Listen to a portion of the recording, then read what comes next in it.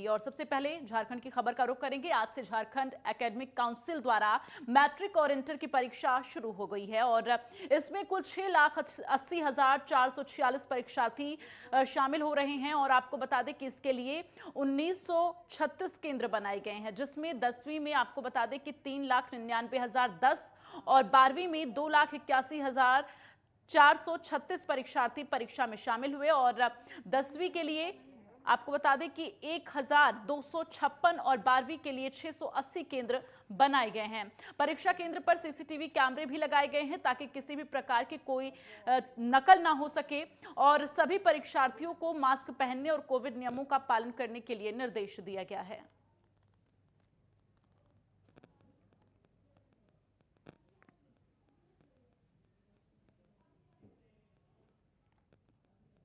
वहीं धनबाद जिले में 10वीं की परीक्षा के लिए 17 केंद्र और 10वीं आपको बता दें कि 12वीं की परीक्षा के लिए जो है 26 केंद्र बनाए गए हैं। और इसके साथ ही कदाचार मुक्त परीक्षा के लिए जिला प्रशासन केंद्रों में मजिस्ट्रेट और पुलिस बल नियुक्त किए गए हैं। इन दोनों परीक्षाओं के लिए राजकीय पॉलिटेक्निक में बनाए गए स्ट्रांग रूम से जिले के 5 प्रखंडों को प्रश्न पत्र भेजा जा रहा है। धनबाद अवध सिंह विद्यालय में आज मैट्रिक की परीक्षा छात्रों द्वारा दी गई।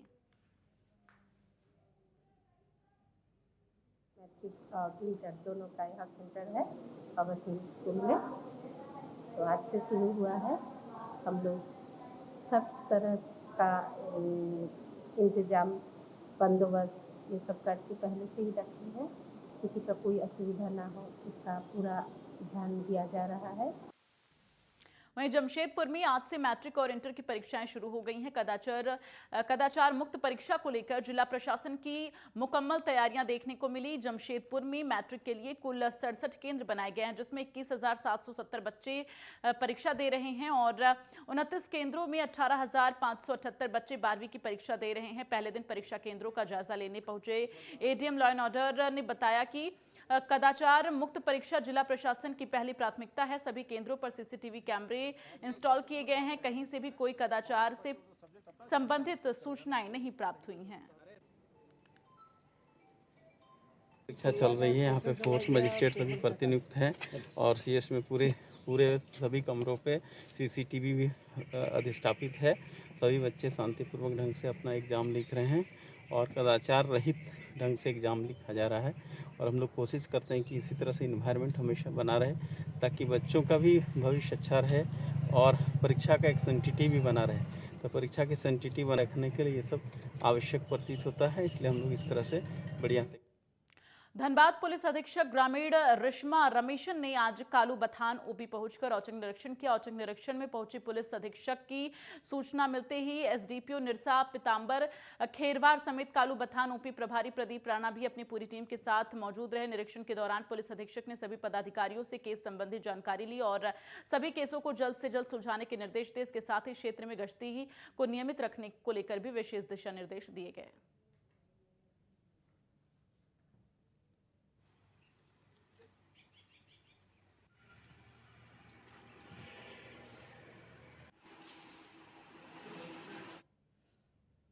झारखंड के राज्यपाल रमेश बैस ने यूआईडीएआई के उप महानिदेशक अखिलेश कुमार गुप्ता और सहायक महानिदेशक नीरज कुमार ने राजभवन में शिष्टाचार भेंट की, जिसकी तस्वीरें हम आप तक पहुंचा रहे हैं।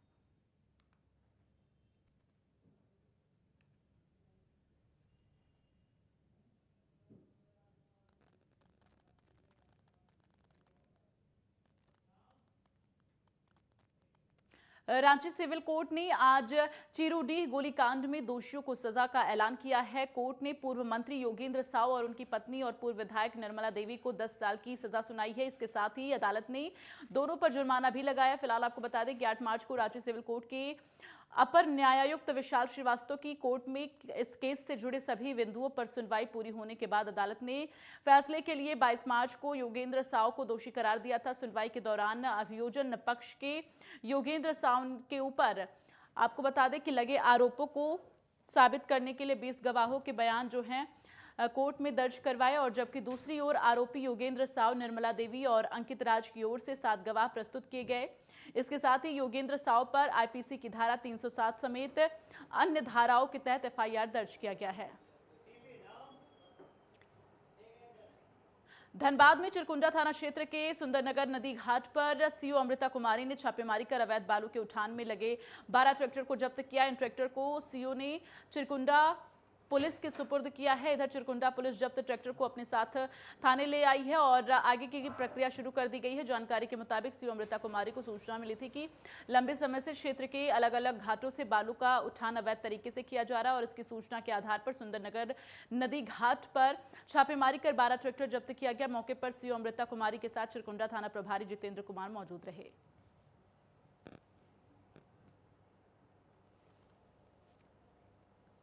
यहाँ पे सुंदर नगर घाट है, यहाँ पे आई हुई थी तो देखी कि यहाँ पे अवैध रूप से उत्खनन करके बालू को उत्खनन किया जा रहा है और इसका परिवहन भी किया जा रहा है। ठीक है, तो इसमें से लगभग 12 गाड़ियाँ हैं जिनको 2 गाड़ी हम लोगों ने रास्ते में रोका और 10 गाड़ियाँ यहाँ पे मिली है जिसमें से 4 गाड़ियों को हम लोग थाना में लेके गए हैं और 6 गाड़ियाँ अभी निकल नहीं पा रही है। इसको हम लोग निकाल के इसको भी थाना में लगाएंगे और जो इस पर उचित कार्रवाई होगी नियमानुसार उस पर हम लोग कार्य करेंगे।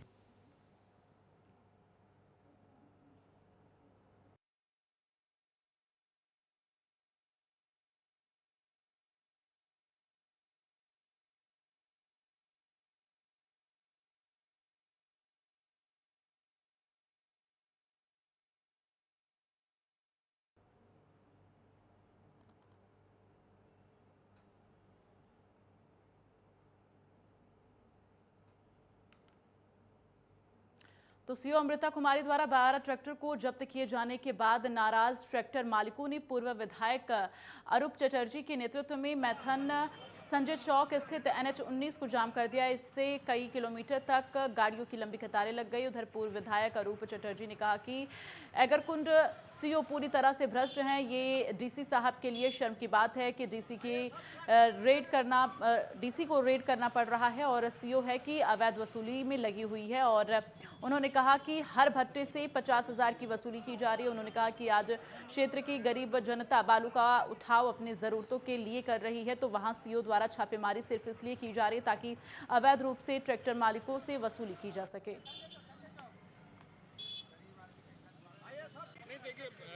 सीओ एगारकुंड का काम है म्यूटेशन करना, लोगों का आय आवासीय देखना। पिछले 1 साल से म्यूटेशन यहाँ पर बंद है, लोग परेशान हैं, पूरे म्यूटेशन का थोक लगा हुआ है। सीओ आए, प्रशासनिक अधिकारी आए और जवाब दे इसका जो क्या करना है, जो खाली ट्रैक्टर को पकड़ा है। और अगर ये गलत है तो दूसरे तमाम लोग क्यों नहीं गलत है? जो मंथली दे रहे हैं वो सही है, जो मंथली नहीं दे रहे वो गलत है। इनको तो शर्म आनी चाहिए जो जिले के उपायुक्त रेड कर रहे हैं और ये बैठे बैठे पैसा ले रही है घर। और आगे बढ़ते हुए खबर गुमला से है, जहां वर्ल्ड टीबी डे के मौके पर सदर अस्पताल परिसर स्थित डिस्ट्रिक्ट टीबी सेंटर में जिला स्तरीय टीबी जागरूकता से सम्मान समारोह आयोजन किया गया। समारोह को संबोधित करते हुए उपायुक्त गुमला सुशांत गौरव ने टीबी से मुक्त होने वाले व्यक्तियों की सेवा में निरंतर अपना योगदान देने वाली सहिया बहनों की मेहनत और परिश्रम की सराहना की। उन्होंने कहा कि सहिया दीदियों द्वारा प्रतिदिन 6 रोगों के मरीजों की सेवा की जाती है। मरीजों को समय समय पर दवाओं का सेवन कराती हैं। सहिया दीदियों का ये योगदान सराहनीय। इसके साथ ही उन्होंने टीबी चैंपियंस को संबोधित करते हुए कहा कि टीबी से मुक्त होने वाले सभी व्यक्ति हकीकत में चैंपियंस हैं, जिन्होंने ये साबित कर दिखाया है कि क्षय रोग लाइलाज बीमारी नहीं है। समारोह में सघन टीबी रोगी खोज अभियान के तहत उत्कृष्ट काम करने वाले प्रभारी चिकित्सा पदाधिकारी, ANM, सहिया, आंगनबाड़ी सेविका, सहायिका, टीबी रोग से मुक्त होने वाले टीबी चैंपियंस को सम्मानित किया गया।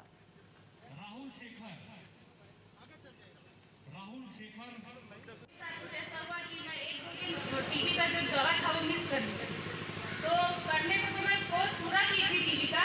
उसके बाद टीवी का कोर्स पूरा करने के बाद मैं ठीक हो चुकी थी। लेकिन जब मैं यहाँ झारखंड में आई तो मुझे ऐसा लगा कि शायद ये फिर से मुझे टीवी हो गया।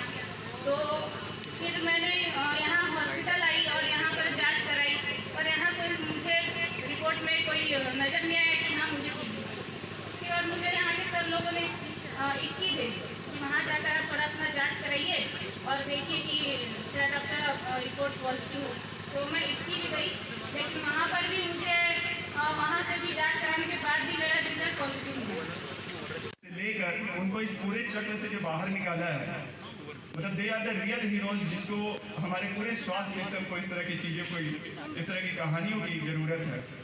और उनके लिए भी जो अपने समाज में एक नाम के रूप में वो लोग बाहर आए हैं, जिन्होंने ये कर दिखाया है कि जो असंभव था, जिसको लोग उस दृष्टि से देखते थे कि छुआछूत है, इसको टीबी है, इससे दूर रहना है, उन्होंने वो कर दिखाया और ये प्रूफ किया है कि अगर कोई और भी है तो आप सभी के लिए मैं हीरो हूँ। मैं ही वो व्यक्ति हूँ जो आपको ये प्रूव कर सकते हैं कि आप इससे बाहर निकल के पुनः सोशलाइज कर सकते हैं। जो टीबी से ग्रसित लोग हैं उन सभी को होते हुए कोई नहीं बताते थे कि कहीं मेरे साथ कोई दुर्भावना न करने लगे, मेरे परिवार के साथ कोई दुर्भावना।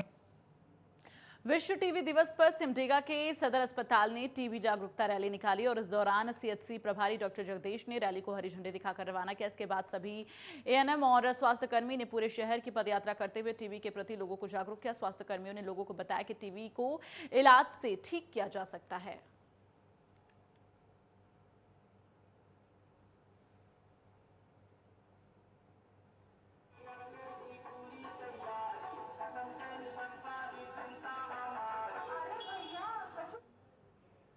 वहीं बोकारो स्टील प्लांट में नियोजन की मांग को लेकर विस्थापितों का आंदोलन लगातार जारी और इसी कड़ी में बोकारो में पचोड़ा गांव में बोकारो स्टील प्लांट में पानी की समस्या को लेकर प्लांट के द्वारा पाइपलाइन बिछाई जा रही है और जिसमें दामोदर नदी से पानी का सप्लाई पाइपलाइन के जरिए बोकारो स्टील प्लांट को किया जाएगा और इसी कार्य को लेकर विस्थापितों का विरोध देखने को मिल रहा है, जहां विस्थापितों का कहना है कि पहले नियोजन और मुआवजा दिया जाए, उसके बाद जमीन पर काम किया जाए। और इसी को लेकर बोकारो के पचोड़ा बस्ती के तमाम विस्थापित युवा और महिलाओं का आक्रोश कार्यस्थल पर देखने को मिला। बताते चले कि समय समय पर इसको लेकर जिला प्रशासन और बोकारो स्टील प्रबंधन के साथ साथ विस्थापितों की वार्ता होती रही है, लेकिन मामला लटकता रहता है। विस्थापितों का कहना है कि जान दे देंगे लेकिन जमीन नहीं देंगे।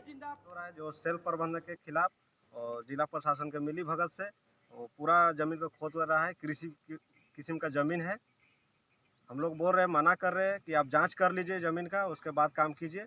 तो उसमें कोई सुनवाई नहीं। इन लोग को 107 करके हम लोग को केस में फंसाया जाता है और न्यायालय में हमारा केस पेंडिंग है। और बोलते हैं तो बोलता है कि आप बोल रहा है कि नहीं आप लोग वहाँ रहिएगा तो जबरदस्ती सबको हम लोग उठा लेंगे। धनबाद में सीओ दिवाकर दुबे ने गुप्त सूचना के आधार पर छापेमारी कर भारी मात्रा में अवैध कोयला जब्त किया। हालांकि मौके का फायदा उठाकर तस्कर और संचालक भाग निकले और छापेमारी के बारे में जानकारी देते हुए सीओ ने बताया कि गुप्त सूचना के आधार पर छापेमारी की गई और भारी मात्रा में अवैध कोयला जब्त किया गया है। उन्होंने कहा कि आगे भी अवैध कारोबार के खिलाफ कार्रवाई जारी रहेगी।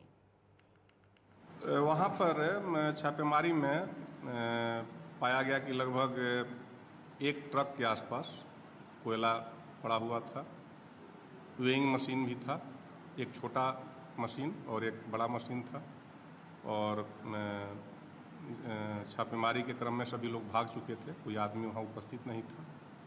थाना को इन्फॉर्म किया गया, थाना पहुँचा। उसके बाद फिर ईसीएल को इन्फॉर्म किया गया। ईसीएल के पदाधिकारी भी आए कि कितना कोयला है उसका अनुमान लगाने के लिए, मतलब वजन करने के लिए। और उसके बाद गेट में ताला मेरे द्वारा बंद कर दिया गया। सरायकेला खरसावां जिला के आदित्यपुर थाना क्षेत्र में टाटा कांड्रा रोड के टीचर्स ट्रेनिंग मोड के पास आपको बता दें कि अपराधियों ने देवव्रत गोस्वामी नाम के व्यक्ति को गोली मार दी और गंभीर हालत में घायल को अस्पताल ले जाया गया, जहां उसकी मौत हो गई। सूचना मिलने के बाद पुलिस घटनास्थल पर पहुंची और मामले की छानबीन में जुटी है। टीचर ट्रेनिंग मोड पर गोली चलने की सूचना प्राप्त हुई है। उसी सूचना के आलोक हम लोग यहाँ आए हैं और जांच कर रहे हैं। पता चला है कि एक आदमी देवुदास है, उन पर गोली चली।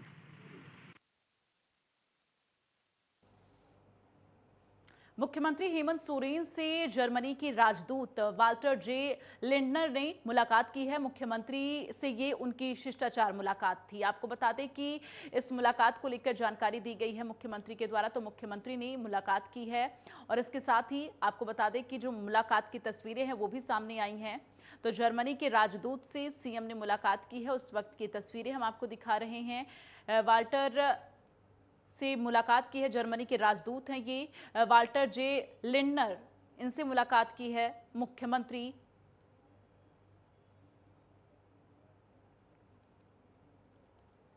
तो मुख्यमंत्री हेमंत सोरेन ने मुलाकात की है और आपको बता दें कि ये एक शिष्टाचार भेंट थी।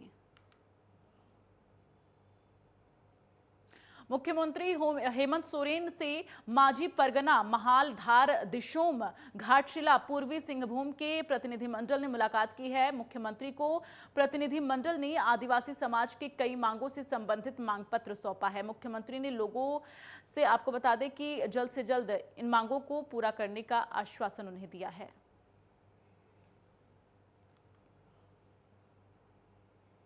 तो मुख्यमंत्री हेमंत सोरेन से केंद्रीय सरना समिति और केंद्रीय स्थल सिरमटोली के प्रतिनिधिमंडल ने मुलाकात की। मुख्यमंत्री से प्रतिनिधिमंडल ने सरहुल पर्व में निकलने वाले शोभा यात्रा के दौरान सरकार के स्तर पर मूलभूत सुविधाएं उपलब्ध कराने का आग्रह किया है। मुख्यमंत्री ने कहा कि लोगों की धार्मिक भावनाओं के अनुरूप सरकार काम करेगी।